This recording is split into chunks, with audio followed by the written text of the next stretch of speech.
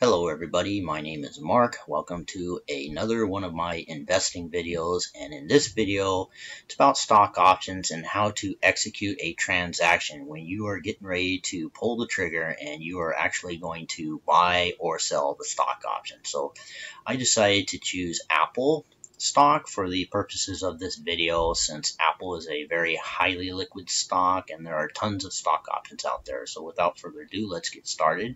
So first thing we do, we go to the option chain and then we pick a stock option that we want to buy or sell. And again, we can do short terms options, ones that expire in 3 days from now, expire this Friday. Today is May the 9th, 2017.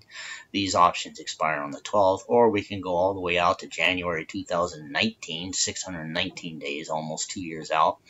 But let's be modest here and let's look at the ones about a month out. Let's look at the June 16th, 38 days out to expiration. And let's say you like Apple and you want to buy a call option. So what you would do is you pick an option that you like, and let's say that you want to buy a call option that gives you the right to buy Apple at $145 a share. So we're going to do this one. So click on that option right there, and then we click the buy button. And here we put up the actions, and you'll notice there are 4 choices there. If you were to just buy the stock, there's buy and there's sell right there. But with options, you have 4 choices: buy to open, buy to close, sell to open, sell to close. And the easiest way to remember what those different actions mean is to remember that when you are getting ready to buy or sell an option and you have some money, you are going to open and close. And when you're the option buyer, you would buy to open. If you are the option seller, you would sell to open. So let's say you are the option buyer and you want to buy the call option. So what you do is you click on buy to open. Okay, and what that means is that you are opening a new contract and you are buying the call. So you put in the 1 and then you click the review order, and it looks like it's going to cost you $930. Okay, but keep in mind that $930 that you think is a lot of money, if you wanted to actually buy 100 shares of Apple, you would need $15,396. So for my money, it is much better to spend $930 and own a contract for the stock. Kind of like, when you buy a house, it's better to buy a mortgage on a house than to actually buy the house. Then they actually come up with the $15,396. So you would buy to open and then click place the order. Okay. And now let's say you want to be the option seller. And so if you want to be the option seller, if you are bullish on Apple, then you might sell a put option. And so what you would do, let's say you think Apple in the next month, right now Apple is trading at $153.88. And so let's say you think in the next 38 days, Apple is going to be above $140 per share. So what you would do is you click on that put option, and then you click the sell button. Okay, and then you click sell to open, and then you click how many contracts you want to sell, and then you click the review order button, and you see right there that money gets credited to your account, and you would make $32 profit minus your commission if the price of Apple stock were to stay above $140 per share. So that is a basic rundown on how to open contracts. Now let's say that you have done that. You have bought your call option, or you have bought your put option, or whatever, or maybe you're the option seller and you have sold a call option or whatever, and then the price of Apple stock decided to move. And let's say you bought a call option. You bought this $145 call.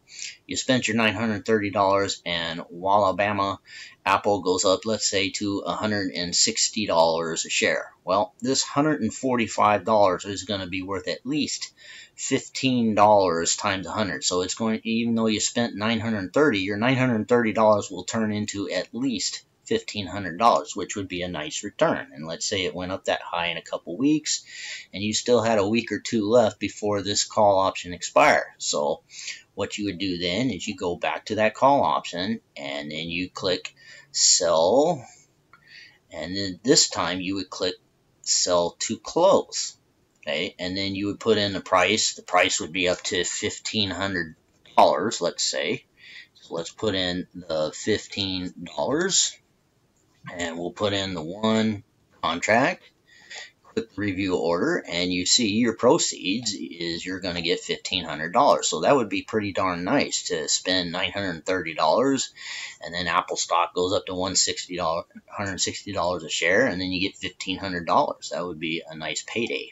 Okay, now let's say that you were the option seller and you sold this put option. Now you wouldn't make much money on this because the commission, for me personally, I would never sell a put option that only gave me $32 or $33 premium.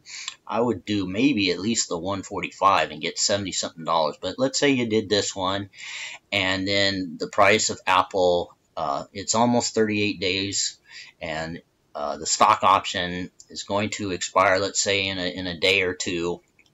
And then what's going to happen here is, I'll show you. Let's open this 3 days here, and let's go down to $140, which would be out of the money, and pull that up. So you can see right here, this is your $140 put, and if there was only 3 days left on it, it would only be worth $1 or maybe $2 if you got the high price. So what you could do is, now you sold the open, now you could actually buy to close. So you click on that put option, you click the buy button, and then you go to buy to close, and then you put in your one contract, you click review order like that, and it's going to cost you all of $2. And there's a nice little bonus if you're with TD Ameritrade. TD Ameritrade does not charge commission if you are closing shorted positions on stock options. So if you sold to open that contract for 30-something bucks, then you will spend the $6.95 commission plus the 70 cents, I think it is, for the contract. So you'll spend about $8. But when you're ready to close it out, then they don't charge any commission. So if you would have taken in that $32 and then minus the commission, you would have collected about 25 bucks. And then you close it, you're ready to close it out, you would spend the $2 and then you call it a day. And then that $2 comes out of your total profit, so $25 profit. You would make $23 in profit. Okay, so that is super duper conservative right there.